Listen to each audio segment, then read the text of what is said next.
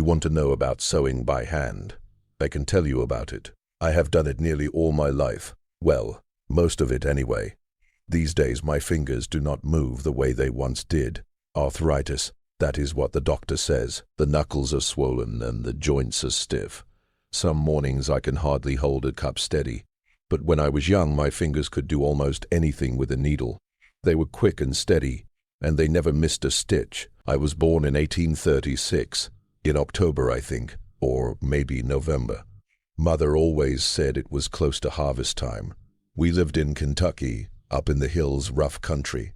The farm was 60 acres, or maybe 50. I mix the numbers up now. Father raised tobacco and corn. We kept chickens and a few pigs. There was a milk cow named Bessie, or perhaps Betty. Enough to get by. Anyway, we were not rich, but we were not truly poor either. We were somewhere in the middle. My mother taught me to sew when I was 5 years old, maybe 6. Young enough that I had to stand on a stool to reach the table. It was winter. I remember that clearly. Snow outside, piled high against the windows, and the fire snapping in the hearth. The room smelled of wood smoke and the lye soap Mother had made the week before. She sat me beside her at the table and placed a scrap of muslin in my hand. Plain unbleached muslin, rough against the skin. She threaded a needle with thick white cotton thread, the kind we used for nearly everything because it cost the least.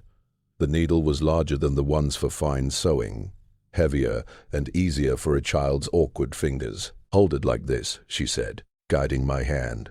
Her hands were rougher than mine, calloused from work, warm from the fire. She showed me how to pinch the needle between my thumb and forefinger, how to push it through the cloth at a slight angle, how to pull the thread all the way through without tangling it or leaving loops behind. I must have pricked my fingers 100 times that first week, maybe more. There were small drops of blood on the muslin, little red spots that spread and stained. Mother never scolded me. She would simply take the cloth, walk to the basin near the window, rinse it in cold water until the stains faded to brown, and hand me a clean piece.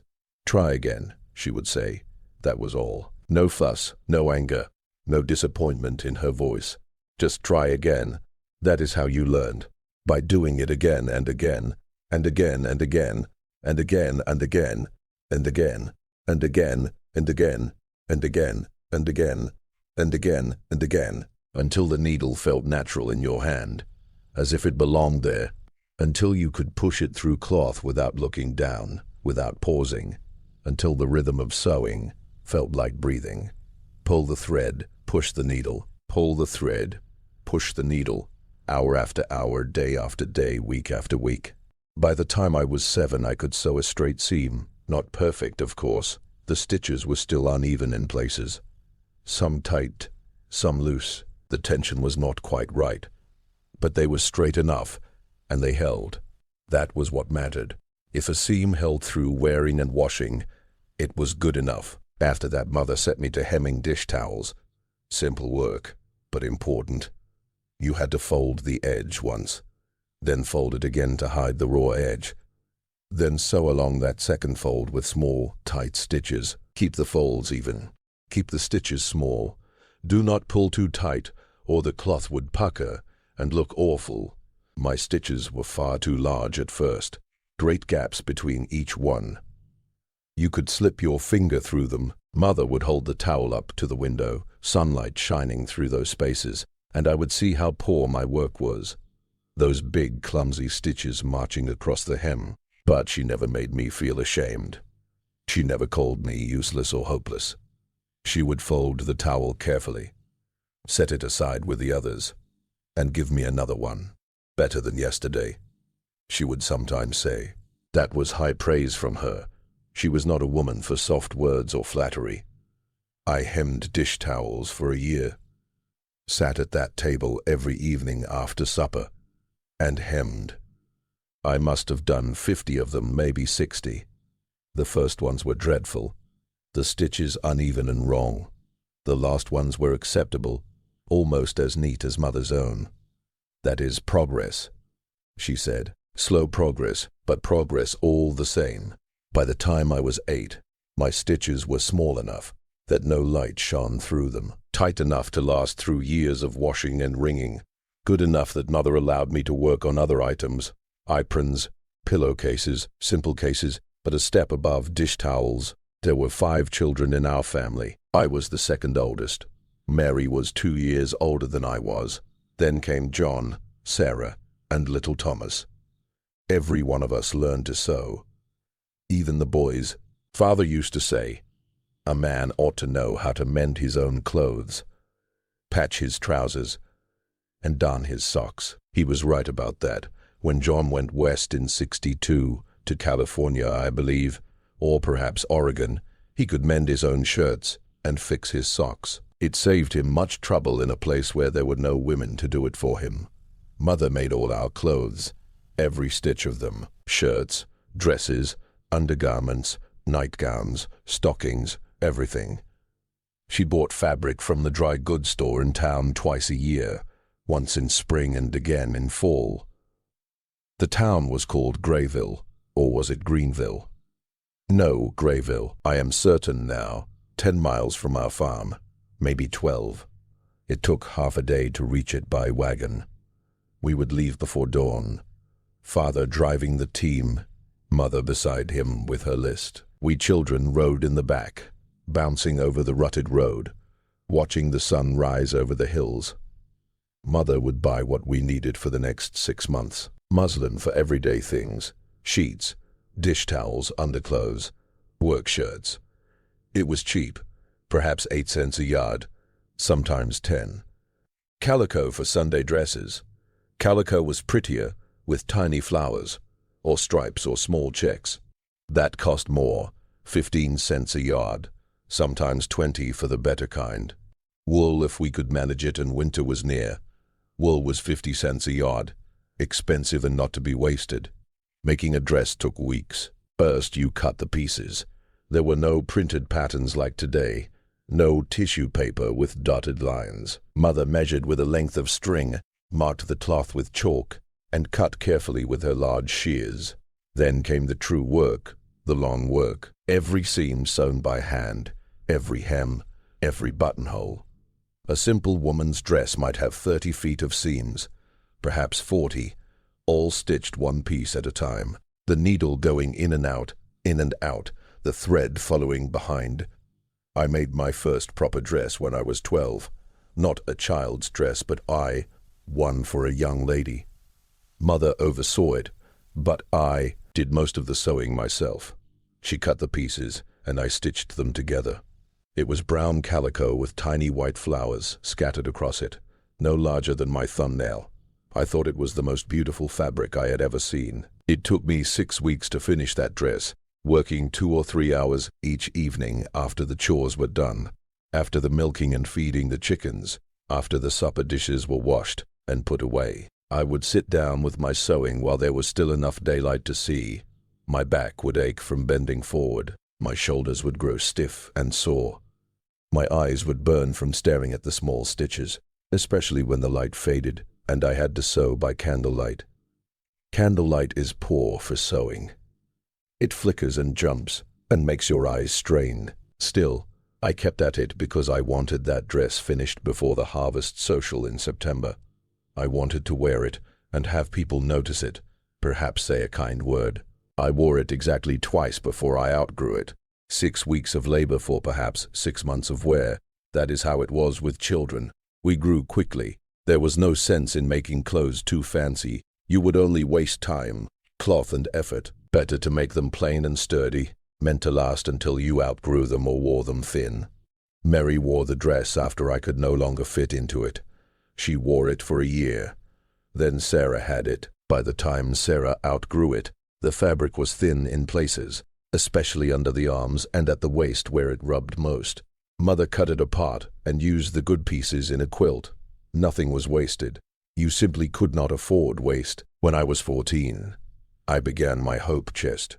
Every girl did, if her family was able. You would spend years sewing for your future home. Sheets, pillowcases, table cloths, dish towels, curtains, quilts, all the things needed to set up a household. Mother says, I should have at least 6 of everything, 12 if possible. That way there would always be clean linens while the others were being washed.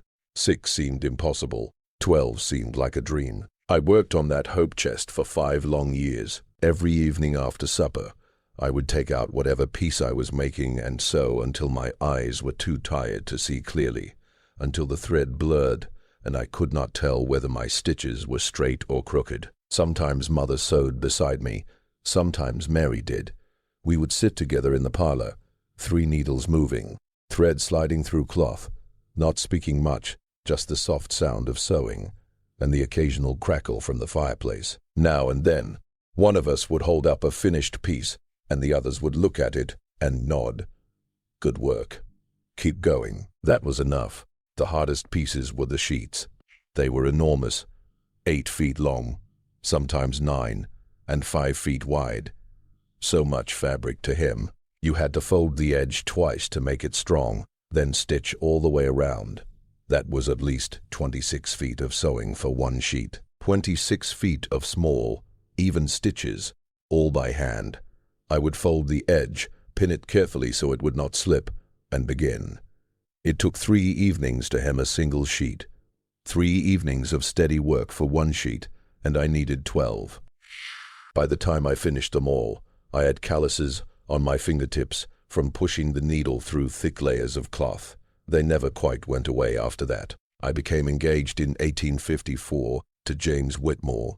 He had a farm about 15 miles from ours, perhaps 20, somewhere over in Logan County. Good land, everyone said. The land was rich, soil and good for tobacco. His father had died the year before and left the farm to James. James was 25, and I was 18. He came one Sunday afternoon to visit and asked my father if he might court me. Father agreed, but only after asking around about James's character and his future prospects. That was the proper way in those days. None of this foolishness young people do now, running off without permission or sense. We were married in May of '55 when I was 19. It was a simple wedding with only family and close neighbors. I wore a dress Mother had sewn, cream-colored cotton with a little lace at the collar. That lace cost a great deal. Mother saved for months to afford it. The wedding took place in our parlor.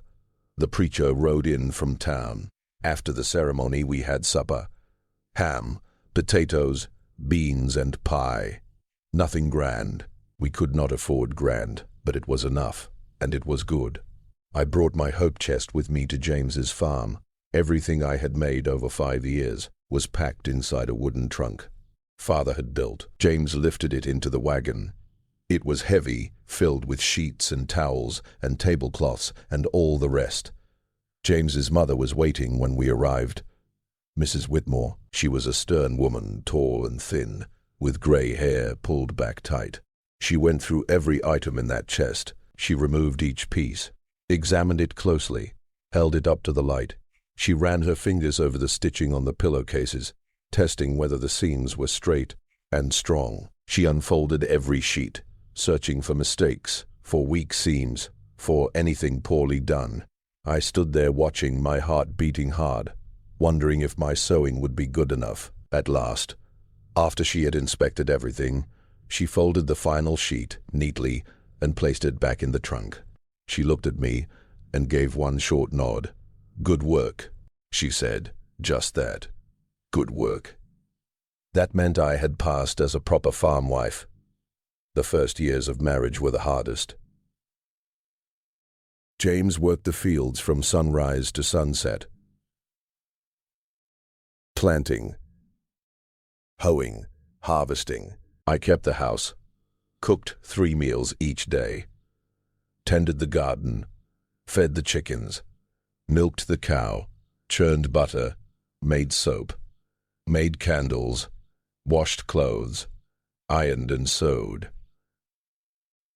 Always sewing, always mending James's work shirts when they tore on fence posts or snagged on brambles, patching his trousers when the knees wore thin from kneeling in the fields, making new shirts when the old ones were beyond saving, when the cloth was more patch than original fabric.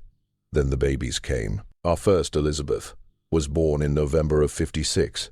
I was 20 and knew nothing about babies. But you learn quickly when you must. Then came James Jr. in 58, Margaret in 60, Robert in 62, William in 64, and finally Emma in 67.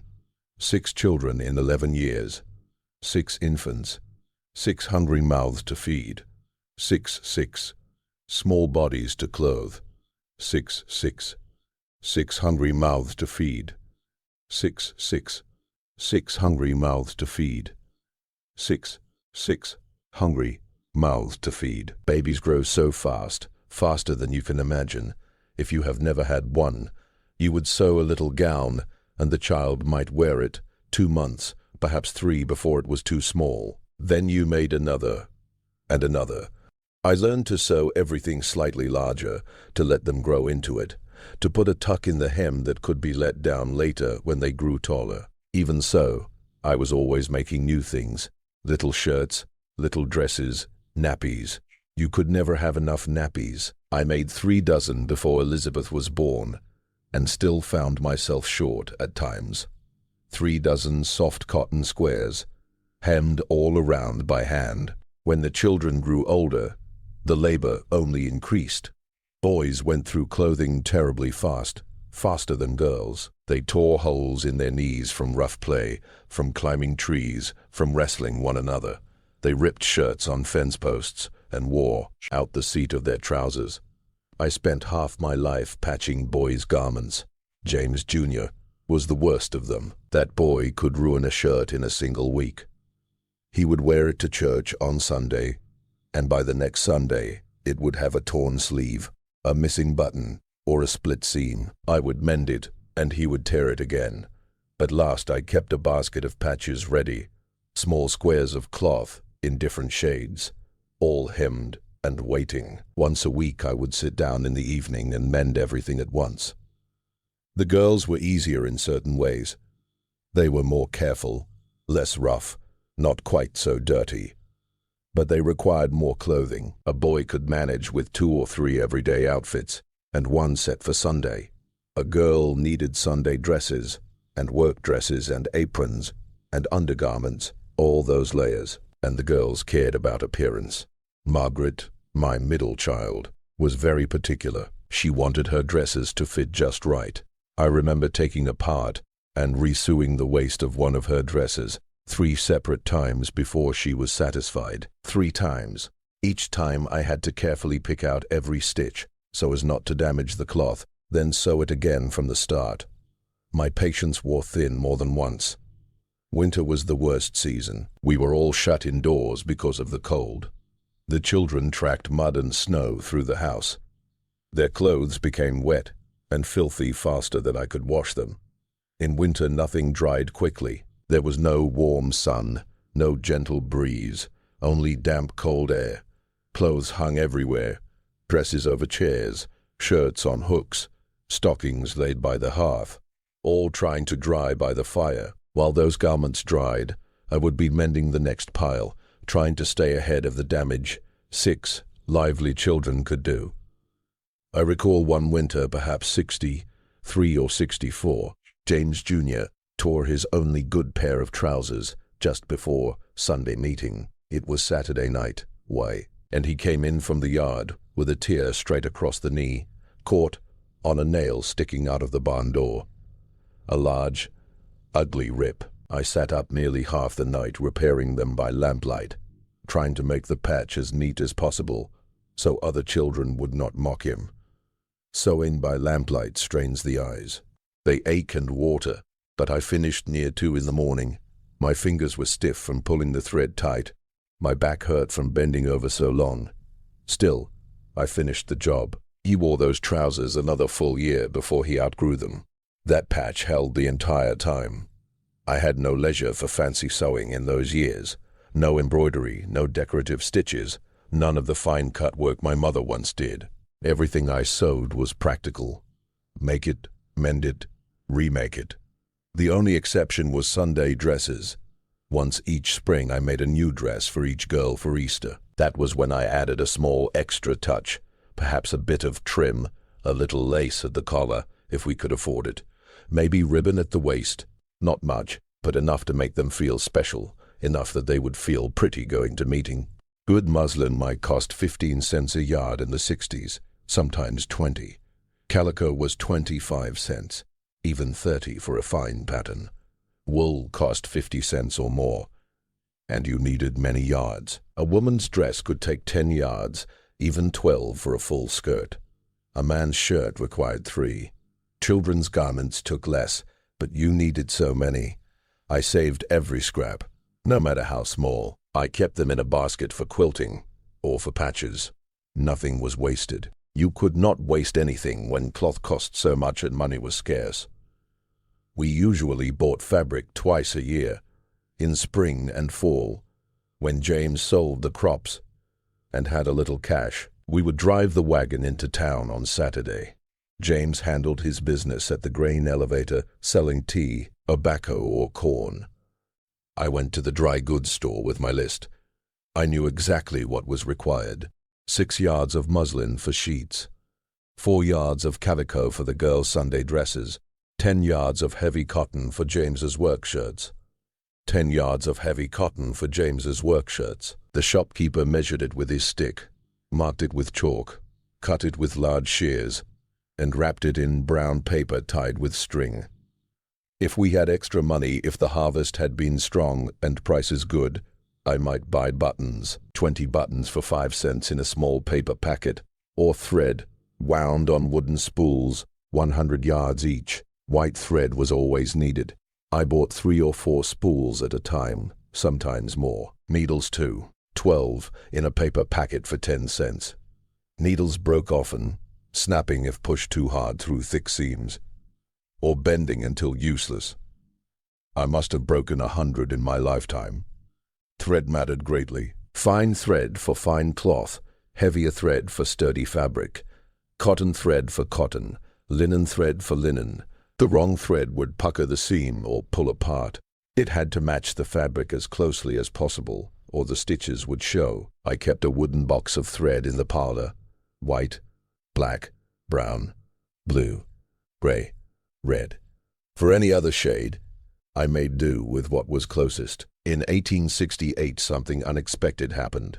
James returned from town one Saturday in March and said the dry goods store had a new machine for sale, a sewing machine. I had heard of such machines but never seen one. Women spoke of them in wonder, saying they would change everything. James said the price was $100. $100 was a fortune. We could not imagine affording it, yet the storekeeper claimed the machine could sew 5 times faster than hand stitching, perhaps even 10. I could hardly believe it. I did not see how any machine could replace a woman's hands, how it could make proper stitches, without judgment, without fay, ailing the cloth beneath the fingers, without careful attention and steady intention. But James promised it was true. Said the storekeeper had one set up right there, in the shop sewing away, said he had stood there and watched it. Said the needle moved up and down so fast you could hardly see it. Said a woman could stitch a shirt in an hour instead of a whole day, maybe even less. I had to see it for myself. I could not stop thinking about it. The next week, I went into town with James, left the children with his mother, and rode in the wagon. It was a bitter cold day. I remember the March wind cutting through my shawl. But I did not care. I only wanted to see that machine. It stood in the dry goods store in the front window where everyone passing by could see it. A singer, the storekeeper said, that was the name, black metal with gold designs painted on it. Fancy scroll work, pretty to look at. It sat on a wooden cabinet about waist high, with a foot treadle underneath that. You worked with your feet to make it run. There was a woman there showing how it worked. Mrs. Henderson from town, or maybe it was Mrs. Fricks. I mix up the names now. She was seated at the machine with a piece of white cotton under the needle. She placed her feet on the treadle and began moving them up and down like working a spinning wheel. The needle started going up and down so quickly it became a blur. Up, down, up, down, up, down, faster than anyone could count. The cloth moved under the needle guided by her hands, and a perfect row of stitches appeared behind it. perfect stitches straight, even the same, each one like the last I watched her sew an entire seam. It took maybe 2 minutes, 2 minutes, for what would have taken me 20 minutes by hand, maybe more. I could hardly believe my eyes, could hardly believe such a thing could exist. I asked if I might try it, Mrs. Henderson. Yes, it was Henderson now. Mo bade aside and let me sit. She showed me how to thread the machine, how to fix the tension on the thread, how to fill the bobbin underneath.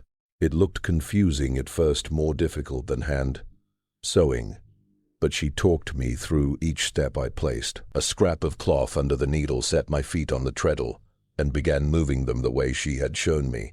The needle went down, came up, went down, came up, the fabric moved and stitches formed. I sewed about 6 inches, then stopped and looked. The stitches were perfect, better than what I could do by hand. Straighter, more even, quicker, so much quicker I wanted it. Oh, how I wanted it. I wanted it with a longing I had never felt before. Not for a new dress, not for jewelry, not for anything. This machine could change my whole life. It could save me hours every single day. It could save my back, my eyes, my fingers. But $100 was impossible. We did not have that kind of money. Not even close.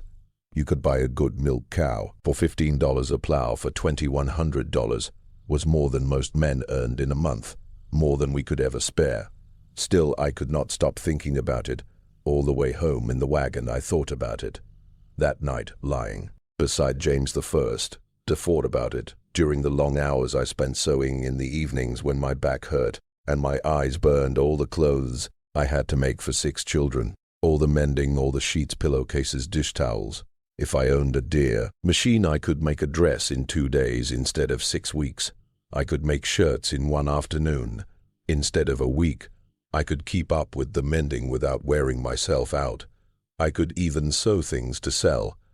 Maybe sew for other women who did not have machines yet and earn a little money. I spoke to James about it. He said we could not afford it, and that was final. Said $100 might as well be $1,000 for us. But I kept talking about it, kept bringing it up. Showed him how much fabric I used each year, how much time I spent sewing, how the children kept growing and needed more clothes, how I was falling behind and could not manage it all anymore. At last, one evening in April, he sighed and said we could try to save for it, put away a little each month. Maybe in a few years we would have enough. A few years felt like forever, but it was something. It was hope. We saved for 3 long years. James sold extra eggs at the market. I made butter and sold it in town. The older children did small jobs for neighbors. Elizabeth helped Mrs. Tucker with washing. James Jr. chopped firewood for old Mr. Walker. Every extra coin went into a tin can on the kitchen shelf. We counted it every few months. $20, $30, $40, $50. It grew very slowly, too slowly. But it grew. In the fall of 1871, we finally had enough. $100 and $2 more for thread oil and extra needles. James counted it 3 times to be sure. $102 in coins and bills. I had never seen so much money together. He put me in the wagon on a Saturday morning, and we drove into town. I was trembling, truly trembling with nerves. What if I could not learn to use it? What if we had saved all that money and time, and I failed? What if I was not clever enough? The storekeeper still had machines, 3 of them, all singers, all the same model, all black metal with gold designs. Beautiful machines. James paid in cash. The storekeeper counted it twice, nodded, and wrote a receipt. He and James loaded the machine into the wagon, wrapped in a thick blanket so it would not be scratched on the rough road. He gave me a small booklet with directions, showed me once more how to thread it, how to adjust the tension, how to oil the moving parts. Said if I had trouble I could return, and he would help. I spoke little on the ride home. I sat in the wagon with the machine behind me, wrapped in its blanket, my heart beating fast. This was mine. After 3 years of saving and doing without every spare penny in that tin can, this machine was mine. We reached home around noon. James and James Jr. carried it inside. I had them place it in the parlor by the large window where the light was best. Set on its cabinet, I sat down. The chair was the right height. The treadle felt smooth under my feet. I threaded the machine, though my hands shook so much I could barely guide the whole thread through the needle. I put a scrap of muslin beneath the needle, placed my feet on the treadle, drew a deep breath, and began moving my feet. The needle went down, came up, went down, came up, went down, came up, faster than I could count, faster than I could believe. The fabric slid under the needle and stitches formed, perfect stitches. I sewed a few inches, then stopped and looked. It was lovely, straight, even better than my best hand sewing, and fast. So very fast. I sewed the whole afternoon at first. Only scraps, practicing, learning the feel of the treadle, learning how quickly to move my feet, learning how to guide the cloth, when to begin and when to stop. By evening I was sewing real seams. I took one of James' old work shirts with a torn sleeve and stitched it whole. It took 5 minutes for work that would have taken half an hour by hand.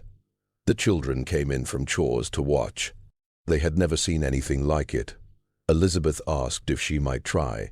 I told her, not yet, she might damage it, but I let her stand close while I sewed a patch on Robert's trousers. She watched with her mouth open and said, "It is like magic, Mama." It was not magic. It was metal gears, needle and thread. Yet, it felt like magic. First week I sewed everything I could find. I finished months of mending, made new shirts for the boys, aprons for the girls, new curtains for the bedroom, something I had planned for 2 years, but never had time for. I could not stop after so many years sewing by hand, hour after hour. Now I could finish it in a fraction of the time.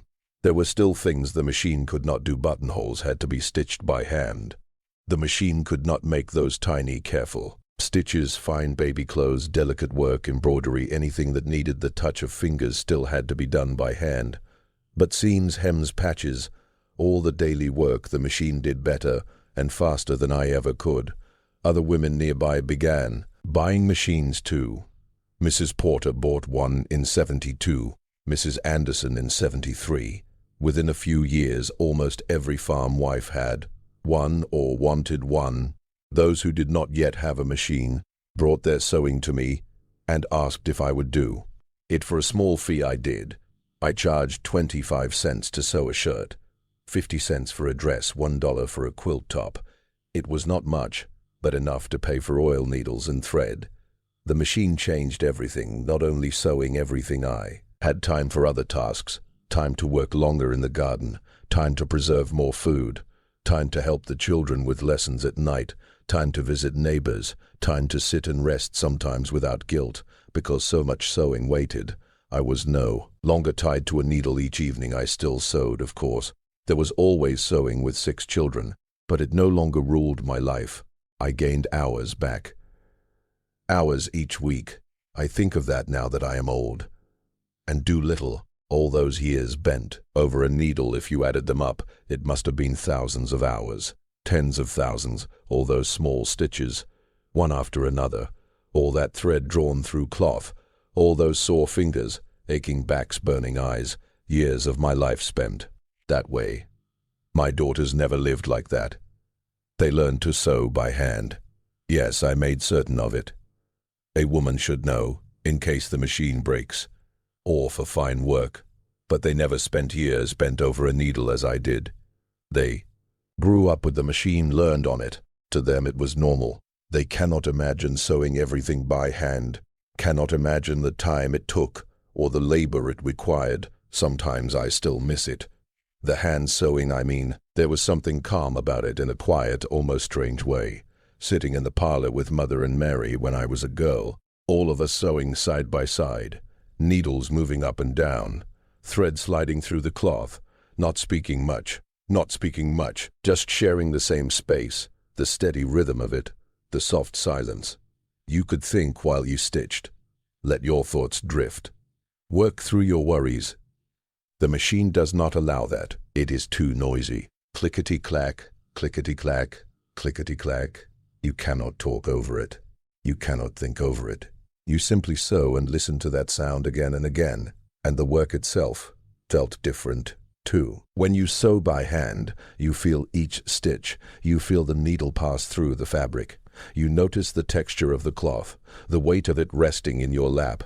You feel the thread pulling tight. You are connected to what you are creating in a way you are not with a machine. With a machine, you are only guiding the fabric forward. The machine does the true labor. It is efficient and quick, but it is not the same feeling at all. Even so, I would not go back. The machine saved me. That is the plain truth. It saved my back, my eyes, my fingers, and my time. It kept me from wearing myself out too early in life.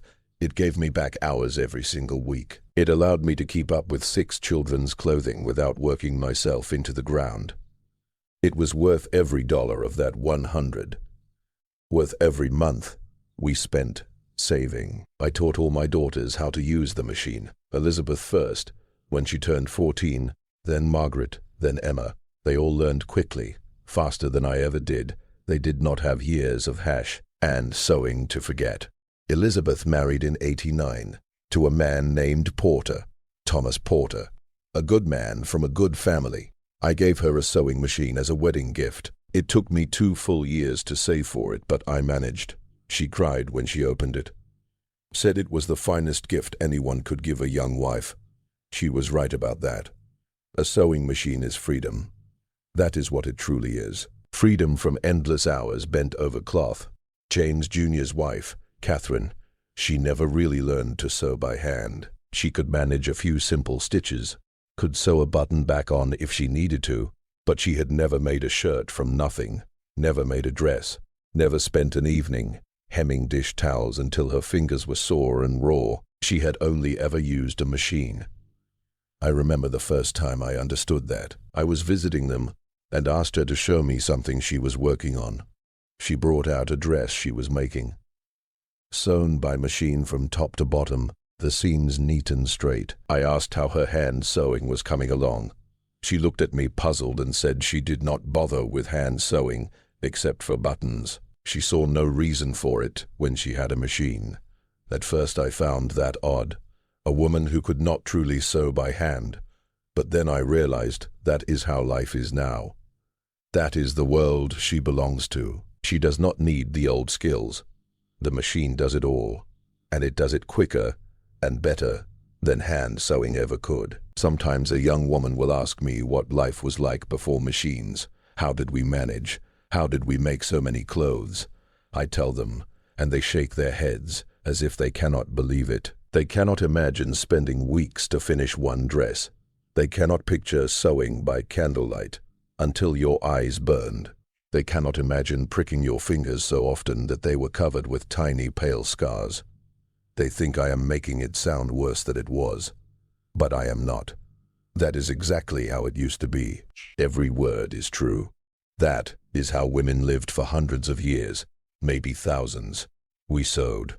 We sewed each day, all day long, nearly our entire lives. We sewed until our fingers bled, and our backs ached, and our eyesight faded, and we did not complain because there was no other way to live.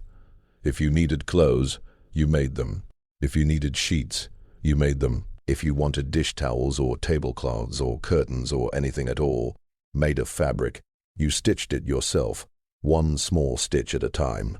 There was simply no other choice. My mother never had the chance to use a sewing machine. She passed away in January of '67, a year before I even laid eyes on my first one. She was 62 years old.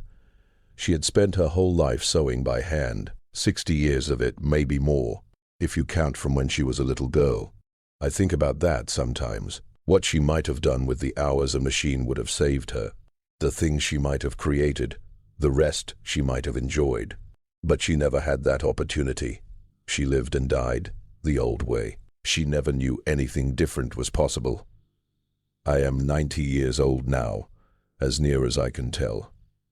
I lost track of the exact number somewhere along the road, but 90 or close to it. I have lived in 2 separate worlds, the world before the sewing machine and the world that came after, and I can tell you for certain, they are not the same world at all, not even close. One was slower and harder, filled with endless labor that wore you down year after year. But maybe it was richer in some ways, I cannot say for sure. Quieter perhaps, more closely tied to what your hands were making. The other world is faster and simpler, more efficient. You can finish in 1 hour what once took a whole day. I do not know which one is better. Maybe neither is better. Maybe they are only different, and perhaps that is all there is to it. I still have my machine, the same one I bought in '71. It still runs. 54 years old now. That machine is older than some people walking around today. The black paint has worn away in spots where my hands have touched it, thousands upon thousands of times. The gold designs have faded. The treadle is loose and shakes a little. The bobbin case sticks now and then and needs gentle fixing, but it still sews. It still forms steady stitches. I do not use it much anymore. My hands are not steady enough. The arthritis makes them tremble. I cannot guide the fabric straight like I once could, but I keep it oiled and clean. I wipe it down once every week. I keep it covered with cloth when it is not in use. Elizabeth says that when I am gone, she wants it. She says she will keep using it as long as it keeps working, and then pass it down to her daughter. She may have it. It served me faithfully for 50 years, more than half my lifetime. It will serve her too if she cares for it the way I have. That is truly all there is to tell. I learned to sew by hand when I was 5 or 6 years old. I sewed that way for 35 years. I made clothes. I made sheets. I made nearly everything we used. Then in '71 I bought a machine and everything shifted. My whole life changed. That is the story.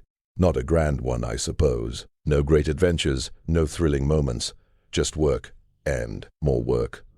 And then a machine that made the work lighter. But it is my story, and it is the honest truth.